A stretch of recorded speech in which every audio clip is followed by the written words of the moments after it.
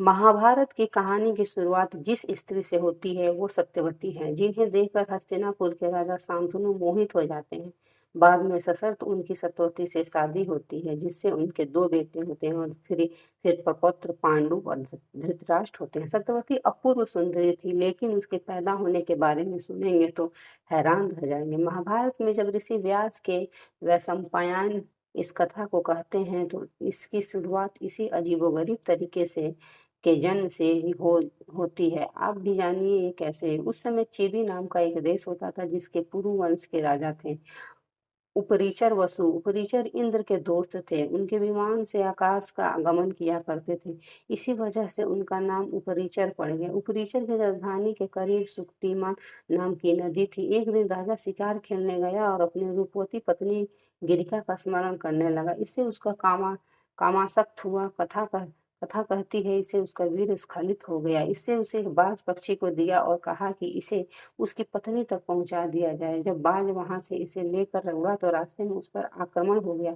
नतीजतन ये वीर नदी में गिर गया। उस समय नदी में एक अप्सरा रहती थी, जिसका नाम अद्रिका था। वह ब्रह्मशाप के चलते मछली में बदल गई थी और नदी में ही अपना समय काट रही थी। उसने यह वीर ग्रहण कर लिया, जिससे वो गर्भवती हो गई। 10वें महीने एक मछुआरे ने जाल फेंका, यह मोटी सी मछली उसके जाल में फंस गई। मछुआरे ने उस मछली के पेट से एक नवजात लड़का और लड़की मिले, जिसे वह राजा के पास ले गया। तभी अप्सरा साप से मुक्त होकर आकाश मार्ग में चली गई। राजा उपरीचर ने मछुआरे से कहा, ये कन्या अब तुम्हारी ही रहेगी। लड़के को उसने अपने बेटे को अपना लिया, जो बाद में मत्स्य नाम का धार्मिक राजा हुआ। अब आप सोच रहे होंगे कि इस लड़की का क्या हुआ। ये लड़की जैसे जैसे बड़ी होती गई वैसे वैसे बहुत खूबसूरत होती गई, लेकिन वह मछुआरे के साथ उन्हीं के बस्ती में रहती थी, लिहाजा नाम मत्स्यगंधा पड़ा। वही सत्यवती थी। उसके देह से ऐसी सुगंध निकलती थी कि दूर दूर तक उसका भान हो जाता था, इसलिए उसका नाम एक योजनगंधा भी था। इस तरह राजा शांतनु से सत्यवती की शादी हुई। एक दिन जब राजा शांतनु यमुना तट के करीब वन में थे तो उन्हें एक मोहक सुगंध का एहसास हुआ। जब उन्होंने सुगंध का पीछा किया तो ये एक रूपवती कन्या के पास जाकर खत्म हुई। वह सत्यवती थी। राजा के पूछने पर उन्होंने अपना परिचय देते हुए कहा, मैं धीवर जाति की कन्या हूँ, पिता के आदेशानुसार नाव चलाती हूँ।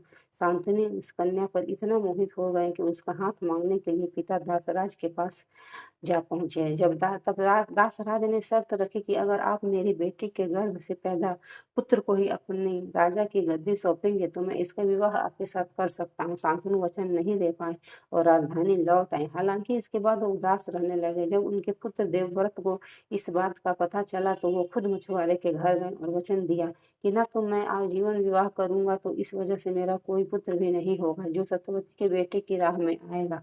और सत्यवती के चलते ही देवव्रत को भीष्म पितामह कहा गया।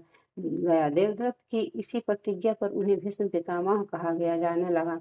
अब सत्यवती का विवाह राजा शांतनु से हुआ। फिर सत्यवती के दो बेटे चित्रांगदा और विचित्रवीर्य हुए। चित्रांगद की युद्ध में मृत्यु हो गई और विचित्रवीर्य भी कुछ सालों बाद बीमारी के चलते भूचल बसे। उनकी दो रानियां थी, अंबिका और अंबालिका। दोनों बहनें थीं। दोनों बहनों का नियोग महर्षि व्यास से कराया गया, जिससे फिर पांडु और धृतराष्ट्र ने बेटों के रूप में जन्म लिया।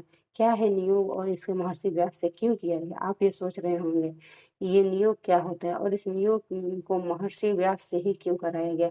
प्राचीन समय नियोग मनुस्मृति में पति द्वारा संतान उत्पन्न न होने पर पति की अकाल मृत्यु की अवस्था में ऐसा उपाय था, जिससे अनुसार स्त्री अपने देवर अथवा समगोत्री से गर्भधान करा सकती थी।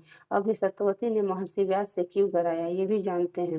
विचित्रवीर के बगैर किसी संतान की मृत्यु हो जाने पर सत्यवती ने जब अंबिका और अंबालिका का नियोग कराने की बात की तो उन्होंने व्यास को बुलाया।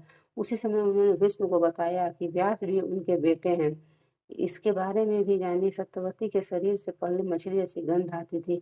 मत्स्यगंधा नाव से लोगों को यमुना पार कराती थी। एक दिन ऋषि पराशर वहां पहुंचे।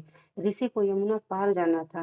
वे मत्स्यगंधा की नाव में बैठ गए। इसी दौरान उन्होंने सत्यवती से कहा कि वो उसके जन्म से परिचित हैं और उससे एक पुत्र की कामना करते हैं। जब सत्यवती ने स्वीकृति दी तो कुछ समय बाद सत्यवती ने पराशर ऋषि के पुत्र को जन्म दिया।